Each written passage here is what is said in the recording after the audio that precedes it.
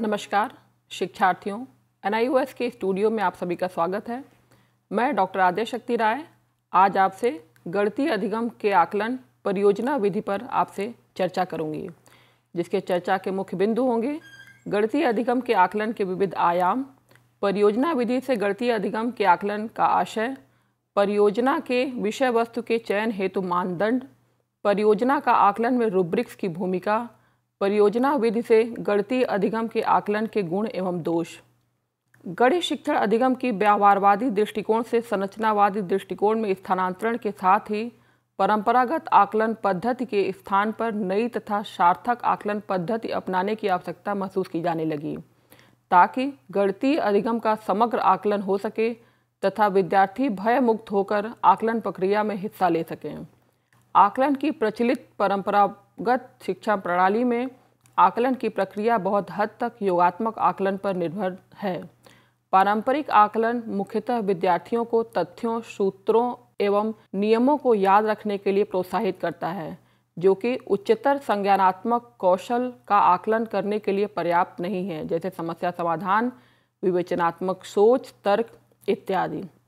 वर्तमान में आकलन को शिक्षा प्रक्रिया के महत्वपूर्ण साधन से प्रतिस्थापित करके साध्य के रूप में प्रतिष्ठित करने का प्रयास किया जा रहा है, जिससे विद्यार्थियों को विभिन्न मौलिक क्षमताओं के विकास का अवसर मिले तथा छात्र की उपलब्धियों तथा गतिविधियों का समुचित एवं समग्र आकलन हो सके। इस प्रकार का रचनात्मक आकलन शिक्षण अधिगम प्रक्रिया के दौरान भी चलता रहता है, अतः इससे अधिगम को बढ़ाने में सहायता मिलती है। इस कारण से सीखने की प्रक्रिया और सीखने के तरीकों दोनों का आकलन करने के लिए वैकल्पिक मूल्यांकन के तरीकों की आवश्यकता होती है। विद्यार्थी के अर्जित ज्ञान और अधिगम अनुभव के समग्र मूल्यांकन की एक विधि परियोजना विधि है।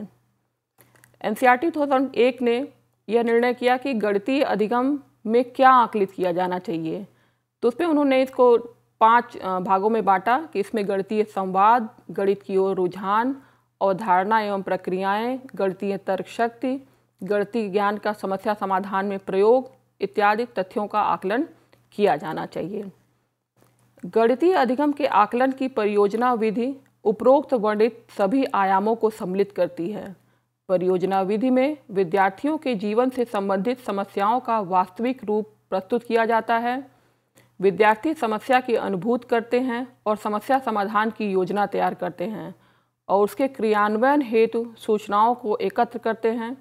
शिक्षक केवल निर्देशक या सुगमकर्ता के दायित्व का निर्वहन करता है एवं विद्यार्थी स्वयं विषय वस्तु सामग्री का अध्ययन करके समस्या का समाधान करने का प्रयास करते हैं। परियोजना आधारित अधिगम आकलन विद्यार्थी एवं अनुभव केंद्रित विधि है। इसमें विद्यार्थी के सामने कक्ष के बाहर स्वयं से कुछ करने के लिए चुनौती होती है। यह व्यक्तिगत या समूह क्रियाकलाप है, जो कि एक निश्चित समय अवधि तक चलती है और जिसका परिणाम उत्पादकता के रूप में होने के साथ ही समृद्ध क्रियाकलाप, सक्रिय सहभागिता तथा अन्य विषयों के साथ गणित के सहसंबंधों की समझ का आकलन होता है। गणित की समझ को आंकने हेतु परियोजना कार्य एक अच्छे उपकरण की तरह प्रयुक्त किया जा सकता है। इसमें विद्यार्थी को एकल तथा समूह दोनों में कार्य को पूरा करने हेतु कहा जा सकता है। इसका एक उदाहरण निम्नलिखित है। विद्यार्थी को 2-2 के जोड़े में समीप के किसी विद्यालय में जाकर वहाँ के किसी एक कक्षा के बच्चों की ऊंचाई की माप लेने के साथ ही उनका वजन अंकित करके निम्न सारणी में उसका अभिलेख तैयार करने एवं निष्कर्ष निकालने हेतु निर्देशित किया जा सकता है। इसके पश्चात विद्यार्थियों से निम्न बिंदुओं पर चर्चा की जा सकती है। कितने विद्यार्थियों का वजन आदर्श वजन के लगभग है, कितने बच्चे आदर्श वजन से कम हैं, कितने बच्चे आदर्श वजन से अधिक हैं। चिकित्सक से पूछकर विभिन्न ऊंचाई के लिए आदर्श वजन अंकित करें तथा चर्चा करें कि हम यह कार्य क्यों करें, इस कार्य से क्या लाभ होगा, इससे और बेहतर तरीके से कैसे किया जा सकता है। क्या इस समूह में विशेष शिक्षक, पुरुष, महिला, बच्चे, लड़के, लड़कियां इत्यादि को भी शामिल किया जाना चाहिए, अर्थात नमूना या प्रतिदर्श कितना बड़ा लिया जाए। इसका अभिलेख तैयार करना, इसका उपयोग बच्चों, शिक्षकों, अभिभावकों की स्वास्थ्य रक्षा के लिए कहाँ तक किया जा सकता है। गणितीय अधिगम के आकलन के लिए कुछ परियोजनाएं।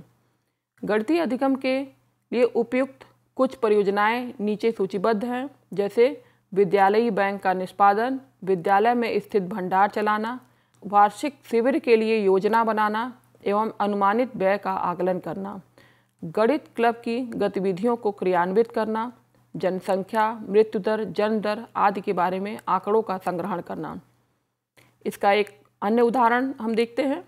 विद्यालय में स्वतंत्रता दिवस के उत्सव पर भी परियोजना का निर्माण किया जा सकता है और इस परियोजना में निम्नलिखित विभिन्न पहलुओं को शामिल किया जा सकता है, जैसे हम इस दिवस को क्यों मनाते हैं, इस उत्सव का विद्यालयी कार्यक्रम, विभिन्न मदों में अनुमानित व्यय, बजट तैयार करना, कार्यक्रम के विभिन्न घटकों की तैयारी और संगठन, विभिन्न कार्यक्रमों का निष्पादन, कार्यक्रम की रिपोर्ट तैयार करना, पूरे उत्सव का मूल्यांकन।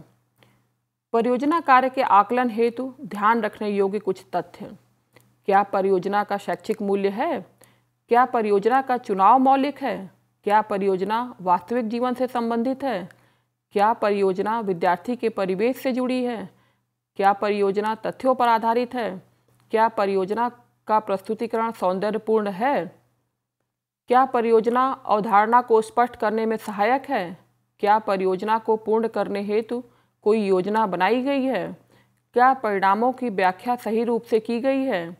क्या परियोजना को पूरा करने के लिए समय प्रबंधन का ख्याल रखा गया है?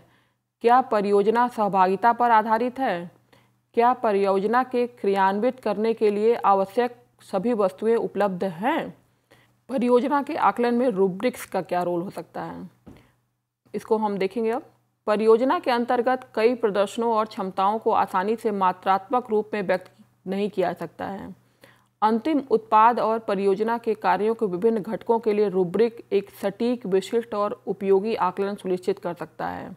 एक रूब्रिक एक प्रामाणिक आकलन उपकरण है जो एक परियोजना के आकलन हेतु स्पष्ट अपेक्षाएं प्रदान करता है, उत्पादन के साथ साथ संपूर्ण परियोजना निर्माण प्रक्रिया का भी आकलन करता है, उन प्रदर्शनों की गणना करता है जिन पर विद्यार्थियों का आकलन किया जाना है, परियोजना को उत्कृष्ट बनाने के लिए क्या क्या शामिल करना है उसका वर्णन करता है, विद्यार्थियों को यह समझने में सहायता करता है कि उन्हें श्रेष्ठता के लिए क्या करना है, मूल्यांकन प्रक्रिया में व्यक्तिपरकता और पूर्वाग्रह दूर करने में सहायता करता है।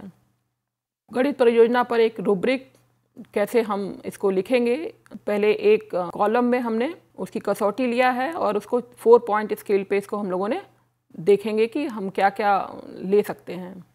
जैसे जमा करने की समय सीमा, समय पर जमा किया है, 1 दिन देर से किया है, 2 दिन देर से किया है, 3 या अधिक दिन थे।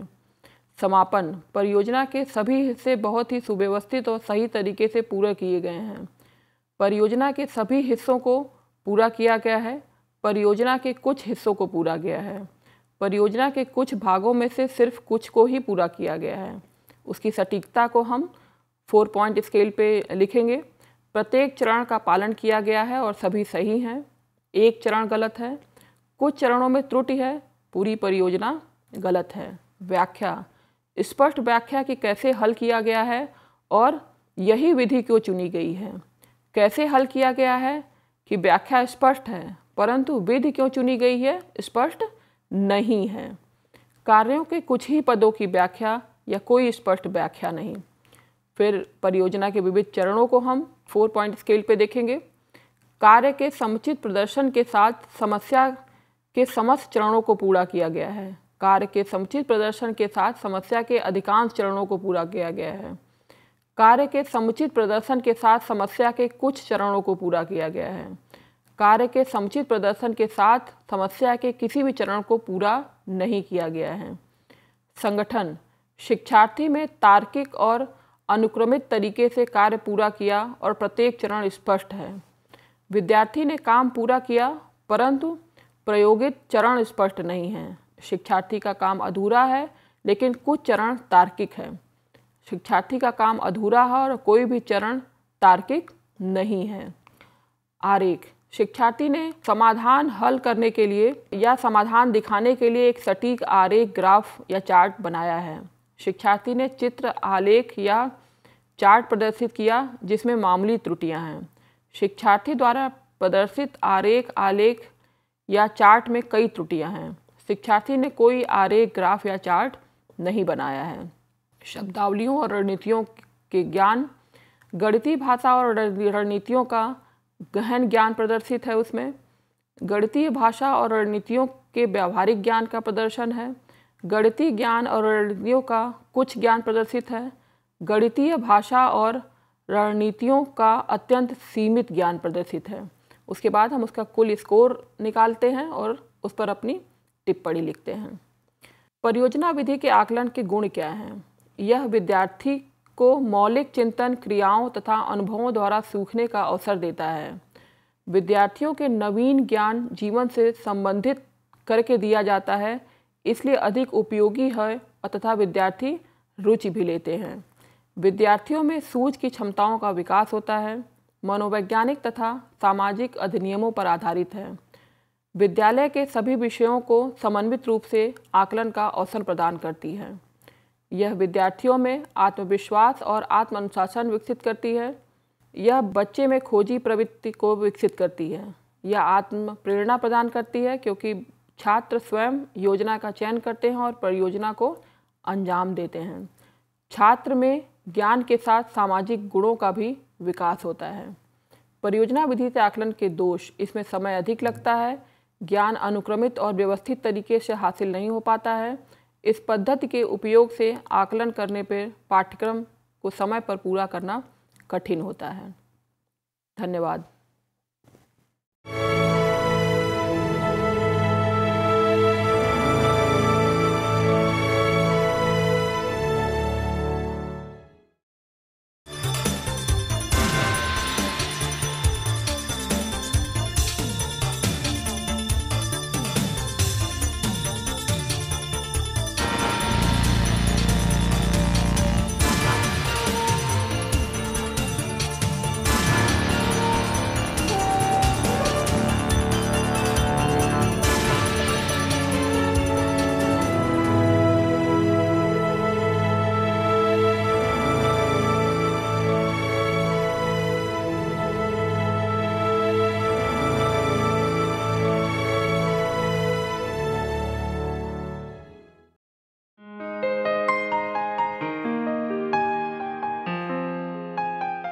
नमस्कार शिक्षार्थियों, NIOS के स्टूडियो में आप सभी का स्वागत है। मैं डॉक्टर आद्यशक्ति राय आज गणितीय अधिगम का आकलन पोर्टफोलियो विषय पर आपसे चर्चा करूंगी, जिसकी चर्चा के मुख्य बिंदु होंगे पोर्टफोलियो क्या है, गणितीय अधिगम में पोर्टफोलियो आकलन के उद्देश्य, पोर्टफोलियो और अन्य मानकीकृत परीक्षण में अंतर, पोर्टफोलियो आकलन के प्रकार, गणितीय पोर्टफोलियो में शामिल किए जा सकने वाले कुछ आइटम्स, पोर्टफोलियो आकलन के गुण एवं दोष।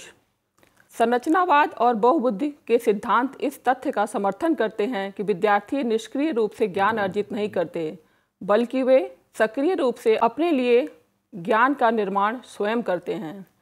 इस ज्ञान निर्माण की प्रक्रिया में विद्यार्थी का सिर्फ संज्ञानात्मक पहलू ही नहीं, अन्य पहलू भी सम्मिलित हैं। अधिगम के परिवर्तित दृष्टिकोण से मूल्यांकन प्रक्रियाओं में परिवर्तन स्वाभाविक है। इन सिद्धांतों और अन्य परिवर्तनों ने गणितीय शिक्षण अधिगम के सभी आयामों में परिवर्तन को प्रेरित किया है और नए रुझानों का अनुरोध किया है।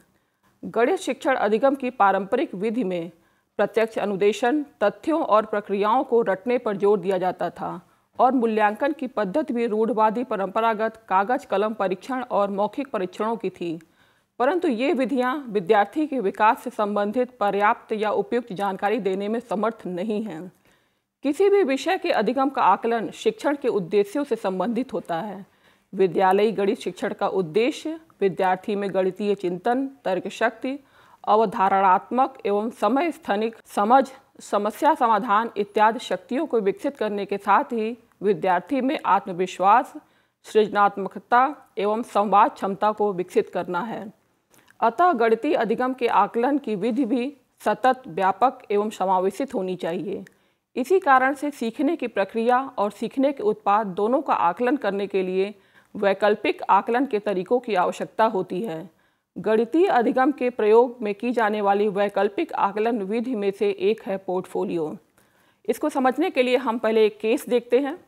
प्राथमिक विद्यालय की एक शिक्षिका संगीता विद्यार्थी के गणितीय अधिगम के आकलन हेतु विविध तरीकों का प्रयोग करती हैं, जिससे कि उनका सतत आकलन किया जा सके और आकलन परिणामों का प्रयोग उनके अधिगम को बढ़ाने में किया जा सके। औसत के संप्रत्यय के शिक्षण अधिगम के दौरान यह विविध सामूहिक गतिविधियों के आयोजन का निर्णय विद्यार्थियों के साथ मिलकर लेती हैं कि विद्यार्थियों द्वारा बनाए गए वस्तुओं को एकत्रित करके संग्रह किया जाएगा। विद्यार्थी औसत पर आधारित कविता, कहानी, निबंध, पेपर कटिंग, अन्य कार्य जिसमें विद्यार्थियों के स्वयं के विचार, टिप्पणी, विवरण, व्याख्यान अपने अनुभव के आधार पर दे सकें। अपनी सृजनात्मक क्षमता का प्रयोग करते हुए अन्य कार्य जैसे गणितीय पहेलियों, गणितीय प्रश्नावलियों, शिक्षण अधिगम सामग्रियों को एकत्रित एवं संग्रहित करें। इस कार्य हेतु संगीता एवं विद्यार्थियों ने 2 सप्ताह का समय निर्धारित किया। निर्धारित समय के पश्चात सभी के साथ बैठकर विद्यार्थियों ने अपने संग्रहण को प्रदर्शित करके उसका वर्णन किया। उनमें से कुछ उदाहरण निम्नवत हैं। विद्यार्थी क ने अपनी कक्षा के सभी विद्यार्थियों की लंबाई ज्ञात की तथा उसका औसत निकाला। विद्यार्थी ख ने औसत पर आधारित एक कहानी लिखी। ग ने अपने क्षेत्र के विद्यालयों में जाकर वहां की पुस्तकों और अन्य पठनीय सामग्रियों को पढ़कर 15 उदाहरण औसत से संबंधित एकत्रित किए। घ ने समाचार पत्रों से कुछ समाचार काटकर चार्ट पेपर पर चिपकाए और अपना विचार प्रकट किया इत्यादि। उपरोक्त वर्णित केस में विद्यार्थियों, शिक्षक और साथियों द्वारा चयनित और वर्णित प्रविष्टियों का संचयी व सतत संग्रह, जिसका उद्देश्य विद्यार्थी की क्षमताओं के विकास की प्रगति का आकलन करना है, पोर्टफोलियो कहलाता है। पॉल्सन एंड मेयर की एक परिभाषा जो इस प्रकार है: पोर्टफोलियो छात्र के कार्यों का एक उद्देश्यपूर्ण संग्रह है जो एक या अधिक क्षेत्रों में छात्र के प्रयासों, प्रगति और उपलब्धियों को प्रदर्शित करता है। संग्रह में चयनित विषय वस्तु में विद्यार्थी की भागीदारी, चयन के लिए कसौटी, योग्यता के मूल्यांकन के लिए मापदंड, विद्यार्थी की स्वचिंतन के प्रमाण सम्मिलित होने चाहिए। इसकी एक बहुत ही समग्र डेफिनेशन वेन ने दी थी 2000 में।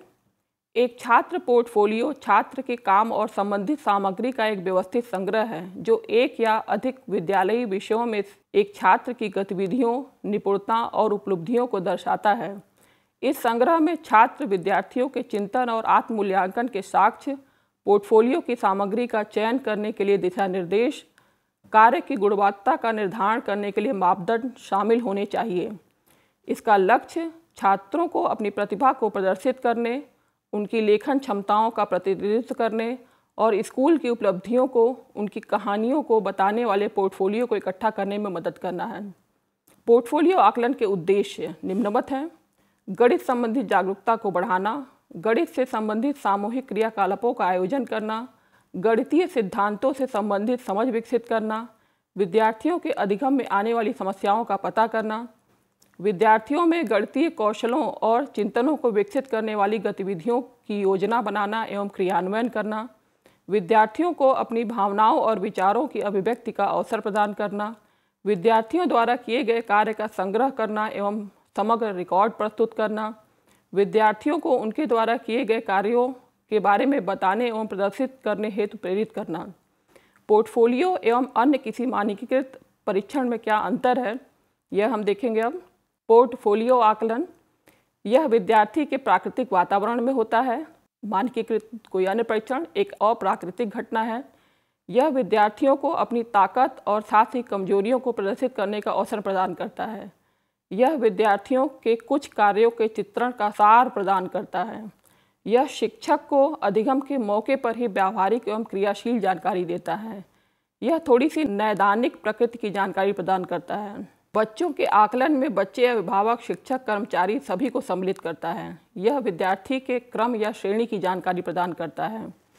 यह आकलन और अवलोकन बहुत सारे अवसरों को प्रदान करता है और चलते रहने वाली प्रक्रिया है। यह कार्य विशेष पर विद्यार्थी की क्षमताओं का एक बार स्नैपशॉट है।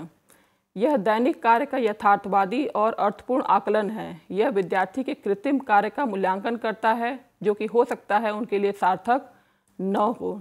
विद्यार्थी को अपने काम और ज्ञान के बारे में चिंतनशील होने के लिए आमंत्रित करता है। यह विद्यार्थी से एकमात्र वांछित प्रतिक्रिया प्रदान करने के लिए कहता है। माता पिता को बच्चे के कार्य प्रगति के बारे में चिंतनशील होने के लिए प्रेरित करता है। यह माता पिता को वास्तव में व्यर्थ और प्रायः भयावह संख्यात्मक सूचना प्रदान करता है। शिक्षक शिक्षार्थी कॉन्फ्रेंस को प्रोत्साहित करता है। शिक्षक प्रशासन कॉन्फ्रेंसिंग को बढ़ावा देता है। पोर्टफोलियो निर्माण के समय ध्यान में रखने योग्य कुछ तथ्य जो कि निम्नवत हैं। पोर्टफोलियो का निर्माण एक स्पष्ट उद्देश्य के साथ होना चाहिए। विद्यार्थियों को स्पष्ट होना चाहिए कि पोर्टफोलियो का उद्देश्य क्या है और यह किसके लिए है। यह विद्यार्थियों की वास्तविक दिन प्रतिदिन सीखने की गतिविधियों को दर्शाने वाला होना चाहिए।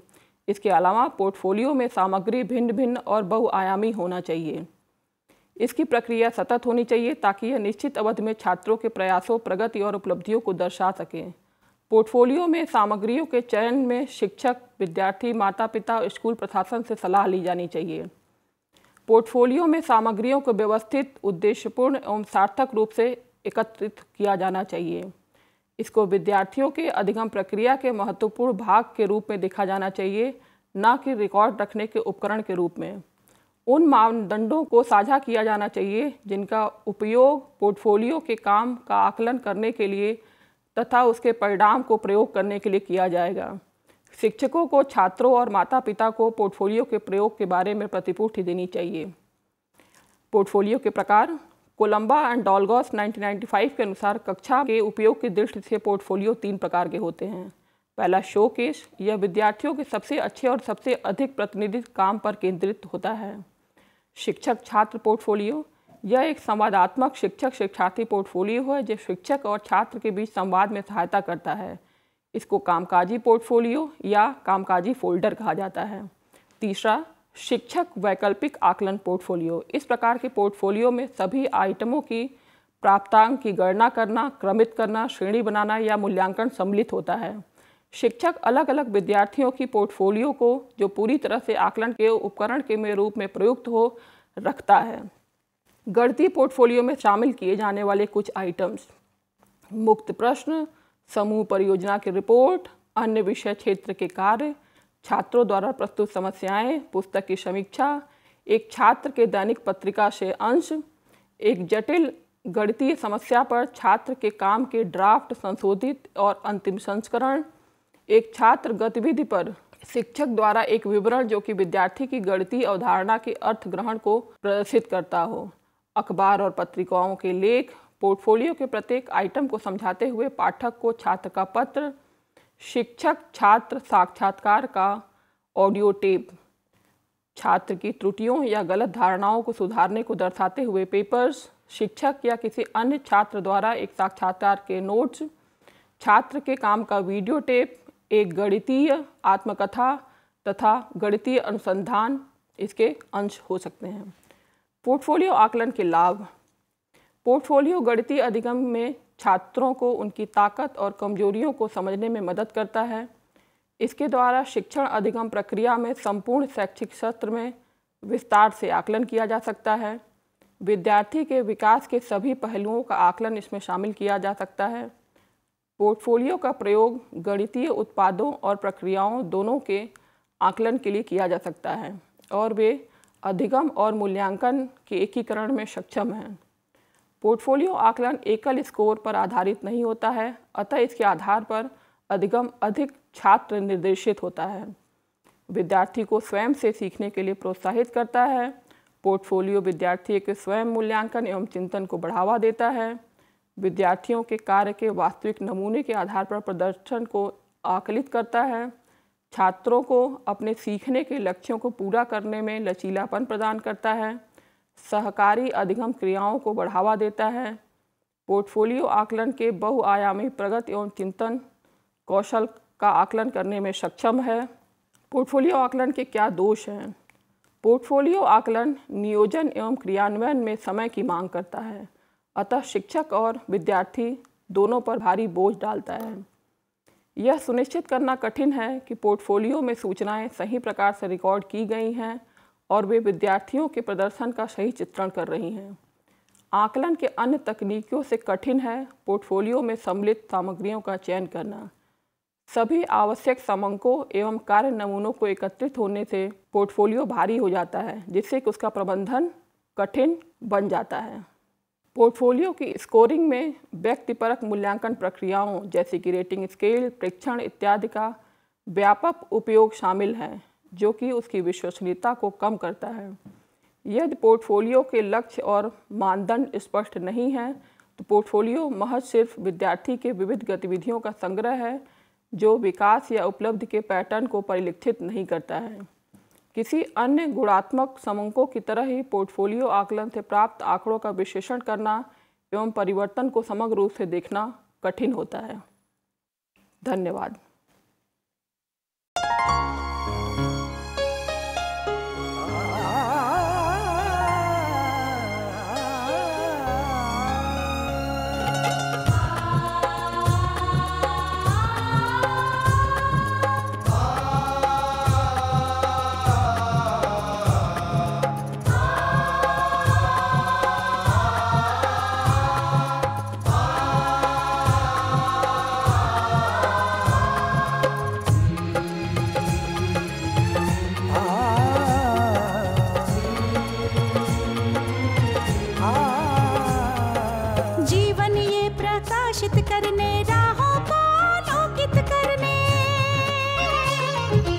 जीवन ये प्रकाशित करने, राहों को आलोकित करने, हम अपना दीपक स्वयं बने, हम अपना रास्ता स्वयं चुने।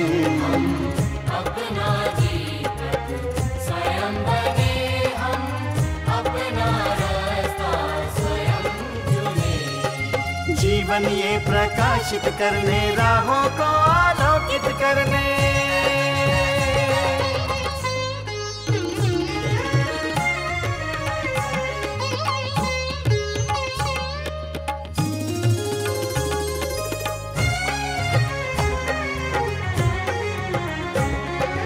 धन साधन समय की सीमा से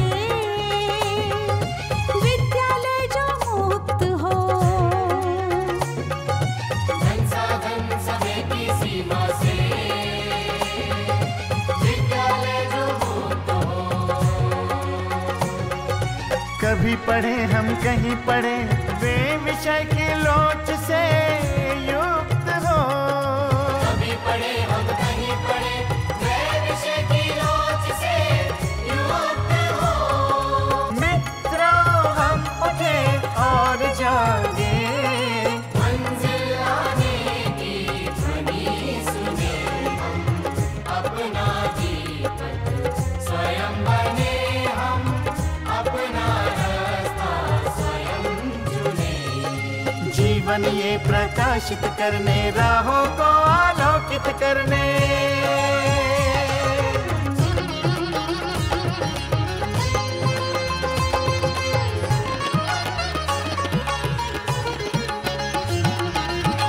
राष्ट्रीय मुक्त विद्यालय का है द्वार खुला सबकी खातिर।